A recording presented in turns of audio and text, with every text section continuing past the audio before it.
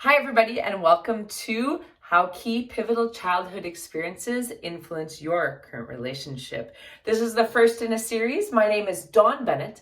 I'm the best-selling author of a book called The Touch Crisis. I'm also a relationship expert who works with emotional freedom techniques and coaching to help people heal their relationships, find healing, and come back together. And I've been helping clients heal for over 23 years now. Have you ever found yourself doing things or saying things that your parents said or did? And those are things that you consciously heard or consciously saw them do. Have you ever done something in your life that somebody else has done? Like have the same expectation? This is something that you can work with in your relationship. So let's take a pivotal experience such as bullying. So let's say we got picked on as a child, either by a sibling or maybe somebody at school. And they told us that we were stupid, or that we dressed funny, or we didn't have the right clothes. And it was a really challenging time for us. And even if there was no physicality to the bullying, we can still walk away with this experience that we're not good enough. We don't dress well enough. We're not smart enough. Because before the age of 7, these things absorb into our system. We don't even get to make clear, conscious choice about it. And even after that, it still influences our self-esteem. So now we're 20, we're 30, we're 40, we're 50, and we're interacting with our partner, and something they say triggers that feeling of, I'm too stupid. Maybe I should be more attractive. Maybe I should do that better for them. And now all of a sudden we're reacting from a place of childhood, and we don't even realize it because it's so deeply set into our patterns and into our belief system that it's an unconscious, subconscious reaction. Let me give you another example that may even not seem like a big deal. So imagine now you're a kindergartner and you've got your cozy little teddy bear and you're running around the classroom and a kid tries to take it from you. And you're like, no, this is my teddy bear. I want the teddy bear. I want to be snuggled. And you start fighting over the teddy bear with this other kid. And then the teacher comes up and says, aw, like, hey, how about this? Let's all play nice. Why don't you let the other child have the teddy bear for a while? And why don't you play with this toy? And now as an adult, you can say, of course, the teacher wanted to keep the peace. Of course she did that. Why wouldn't she do that? It's just a teddy bear. You've probably done that with your own children or with people that you know. Oh, just let them have that. It's no big deal. Right? But what could that create? What belief system can that create for you? That what you want and need isn't valuable. That you have to wait your turn. That other people's needs, that other people's expectations are more important than your own.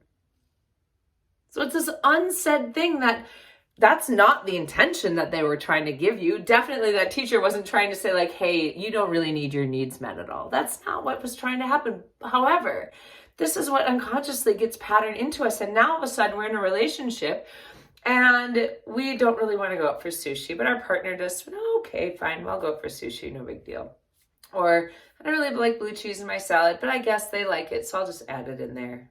It's okay. I don't hate it. Actually, I hate blue cheese, so never, ever, ever give me blue cheese. But, right? So these things, these unconscious learnings that we have from when we're a child actually show up in our relationship. And then all of a sudden, we feel like, I never get what I want. They never give me what I want. They never give me what I need.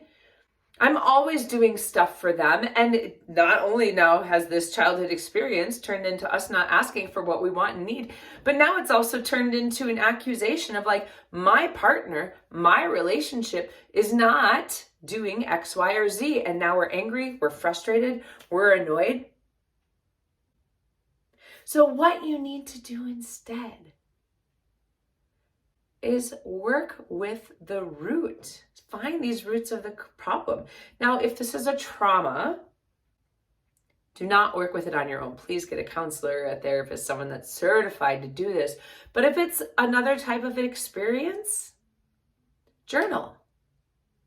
Or look at my class on emotional freedom techniques on tapping and learn how to use these points, these acupressure points, to clear and neutralize the emotions in yourself.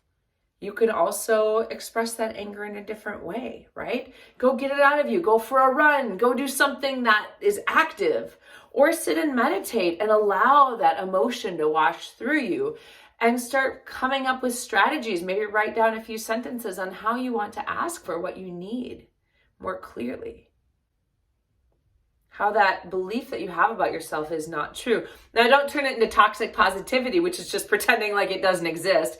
Oh, I'm fine. Everything's great. No, that doesn't bother me at all. It's great. I'm just going to change. I'm just going to do an affirmation. Oh yeah, everything's great. Everything's fine. Everything's lovely. I'm in love with my partner. Everything's amazing, right? We can get in this place of toxic positivity, of ignoring what's actually happening, of suppressing our feelings, which can create a lot of significant emotional and physical rebounds. So don't do that.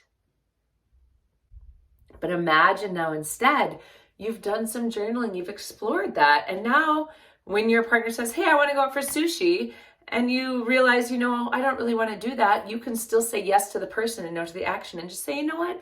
I've realized we've been going out for sushi a lot lately and I know you love it, but I would really like tonight to go out for Thai food. Because I feel like it would be really lovely to get what I want for once. Don't say it in a way that they would take offense. Some people might take offense if you say it that way. But say, I feel like I really, really want this so much. Would you be willing to do that for me? Would you be willing to come have Thai food with me? So now you're still acknowledging, you're asking for what you need. You're inviting them along on a journey. Doesn't that sound better? Now imagine they say yes. And now you get the Thai food that you so desperately want and need. You feel like you're cared about by your partner. You're getting that attention, that love, that acknowledgement that you were taught unconsciously when you were young. That wasn't available for you. So now instead of being triggered, sad, angry, being snippy, like, well, you were watching TV when I came home, and so I just assumed you were busy. Well, I just saw you on your phone, so now we're not going to hang out together, right? Instead of having those kinds of conversations, now you can sit down and be like, hey, I know you're watching television. When you're done, I'd really like to spend some time with you. May I have that?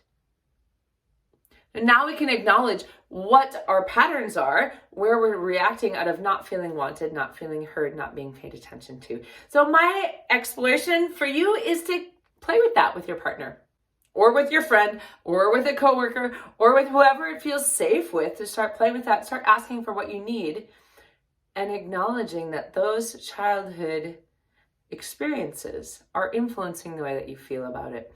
Clear that using some tapping, clear that using your journal. And if you feel like this has been valuable for you, this is the first in a series that I'm doing on relationships and healing your relationships, so you can have either a better current relationship, or so when you move into a new relationship, you find something that really suits you and you know how to communicate, and you can start right away communicating clearly what you want, what you need, and feeling confident and clear and have courage. So once again, my name is Dawn Bennett. Please subscribe and hit the bell. I'm going to release a video every Tuesday and every Thursday.